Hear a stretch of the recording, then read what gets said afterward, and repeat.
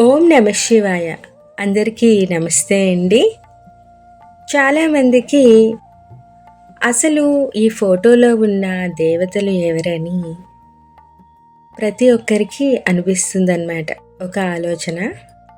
అయితే సాక్షాత్తు పార్వతీ పరమేశ్వరులే 200 ఒక 225 అలా అయ్యుండొచ్చు.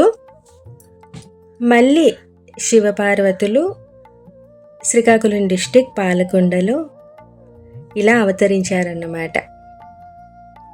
అయితే లోక కళ్యాణం కోసమే కదా ఇదొక అవతారం.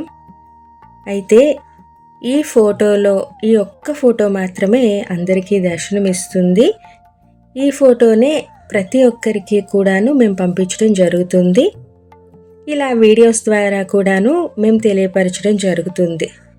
ఇప్పుడు ఏ అవతారంలో ఉన్నారో అలానే ప్రతి ఒక్కరికి కూడా మేము కూడా చెప్పదలుచుకుంటున్నాం. ఎందుకంటే ఎంత శివపార్వతులు అయినప్పటికీ ఆ యొక్క అవతారం పొందినప్పుడు ఆ రూపునే వాళ్ళు కూడాను ప్రతి ఒక్కరికి దర్శనమిచ్చేలాగా ఈ రకంగా మేము మీ ముందుకు తీసుకొస్తున్నాం.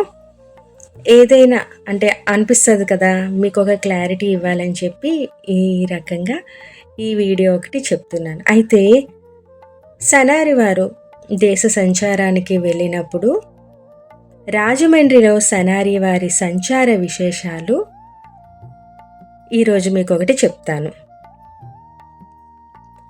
సనారి వారు రాజమండ్రిలో కోటిలింగాల రేవులో పర్ణశాల వేసుకొని తపస్సు చేస్తున్న రోజులవి. నేటి రత్నా ప్యాలెస్ పక్క సందులోనే విశ్వబ్రాహ్మణులే ఎక్కువగా నివసించేవారట. ఈ సందులోనే సనారి వారు చిన్న ఇల్లు అద్దెకు తీసుకొని నివాసం ఉండేవారట. ఆ ఇంటిలో పెరటి నిండా ఊహల కందని వివిధ రకాలైన మొక్కలుండేవట. అవి బ్రిటిషు వారు పరిపాలించే రోజులట.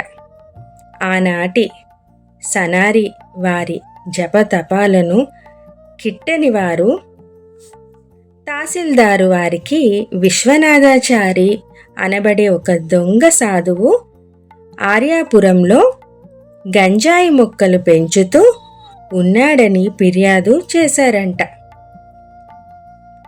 ఆ ఫిర్యాదు మేరకు తహసీల్దారు గారు స్పందించి పోలీసు సత్యం అను ఒక అతనికి ఈ విశ్వనాథాచారి మీద నిఘా ఉంచి ప్రభుత్వానికి పట్టించు భారము కూడా వేశారట.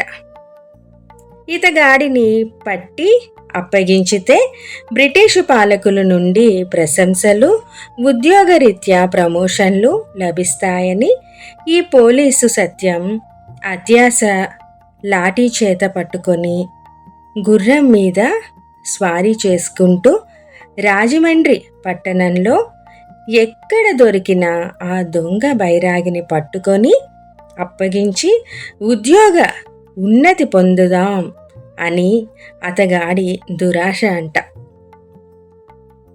సనారి విశ్వనాథాచారి గారి గురించి అన్వేషణలో విశ్వనాథాచారి అను మాయలోడిని చూశారా అని రాజమండ్రి అంతా వాకబులోనే గడిపేవారు. సనారి వారి సేవకులైన వారు వివిధ విధాలైన ఎన్నో ప్రతిభలను పొందుతూనే ఉన్నారంట. ఈ పోలీసు సత్యం అను వ్యక్తి మహాక్రూరుడు. ఇతగాడి చేతిలో సనారి వారు పడితే సనారి వారికి ఏ విధమైన అపకారం జరుగుతుందోనని సనారి వారి ఉనికి తెలిసియున్నను చెప్పేవారు కారట ప్రజలు.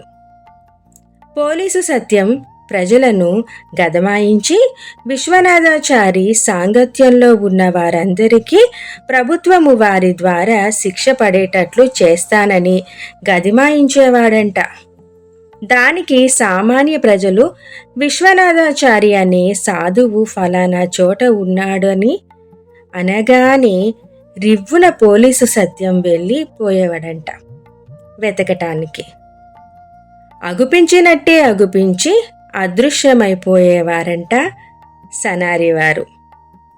అతగాడికి దొరికితే గదా ఇహ తహసీల్దారు గారికి మొరపెట్టుకుంటే నీ పనికిరాని తనాన్ని మద్రాసు వెళ్ళి గవర్నరు వారికి విన్నవించుకో పో అన్నారంట. పోలీసు సత్యం అదనపు బలగాన్ని ఏర్పాటు చేయమని మద్రాసు గవర్నరు వారికి రాజమన్నారు గారికి విన్నవించగా పోలీసు సత్యంని చీవాట్లు పెట్టి పంపేశారట. ఉద్యోగం ఊడిపోయినందుకు భార్య బిడ్డలతో మిగ్గుల సంతసించాడట. ఇదేంటి విన్నారు కదా, ఆ యొక్క పోలీసు అత్యాశకు సాక్షాత్తు ఆ శివదేవుడు దొరుకుతాడా చెప్పండి. అత్యాశకు పోయినందువల్ల ఉన్న ఉద్యోగం కూడా ఊడిపోయి భార్య బిడ్డలని రోడ్డును పాలు చేశాడు. అందుకే ఎంతవరకు సత్యం ఎంతవరకు అసత్యం అనేది తెలుసుకోగలిగి ప్రవర్తించాలి. ఇదన్నమాట సాక్షాత్తు సనారివారి తాలూకా ఒక జీవన విధానం. మరో వీడియోలో మరొక చిన్నదన్నమాట ఆ కథ కూడా, అది కూడా నేను చెప్తాను నెక్స్ట్ వీడియోలో. జై సనారీశ్వర. మీ యొక్క కామెంట్స్ని తెలియపరచండి. ఇంకా డీటెయిల్స్ కావాలంటే శ్రీ సనారి అన్నపూర్ణమాంబ మఠం అనే యూట్యూబ్ ఛానల్ ఉంది. అందులో వివరంగా ప్రతి ఒక్కటి కూడా నేను అందులో తెలియపరిచాను. ఇంట్రెస్ట్ ఉండేవాళ్ళు ప్లీజ్ సబ్స్క్రైబ్ చేయండి. మీ యొక్క ఆదరాభిమానాలు చూపించండి. జై గురుదేవ.